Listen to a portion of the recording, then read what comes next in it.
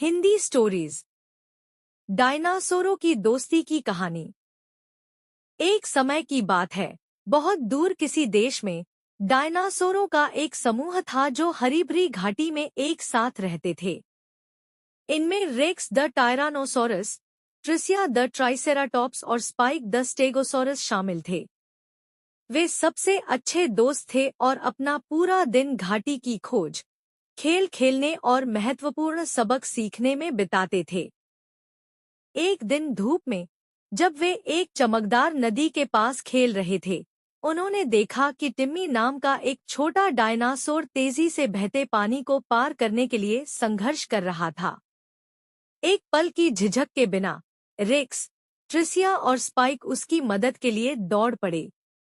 एक साथ काम करते हुए उन्होंने अपने मजबूत शरीर के साथ एक पुल बनाया, जिससे टिम्मी सुरक्षित रूप से दूसरी तरफ पार कर सके।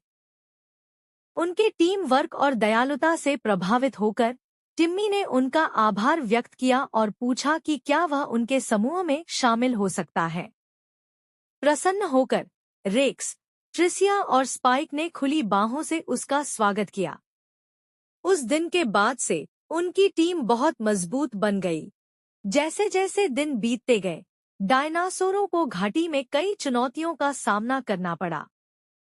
उन्हें एक खतरनाक पहाड़ का सामना करना पड़ा जिस पर उन्हें चढ़ना था, और एक गहरी गुफा का पता लगाना था। हर बार उन्होंने अपने रास्ते में आने वाली बाधाओं को दूर करने के लिए अपनी दोस्ती, एकता और दृढ़ संकल्प पर भरोसा किया। एक दिन घाटी में एक भयानक तूफान आया, जिससे भयंकर बाढ़ आ गई।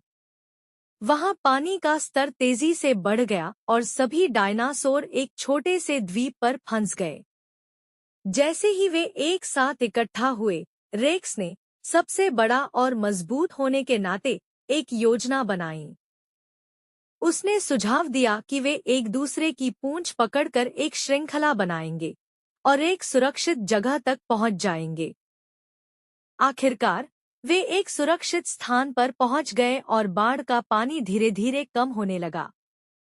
सभी डायनासोर बहुत थक गए थे, परंतु अब उनको टीम वर्क की अपार शक्ति का एहसास हो चुका था। वे समझ गए कि एक दूसरे की मदद करना कितना महत्वपूर्ण है, खासकर जरूरत के समय में।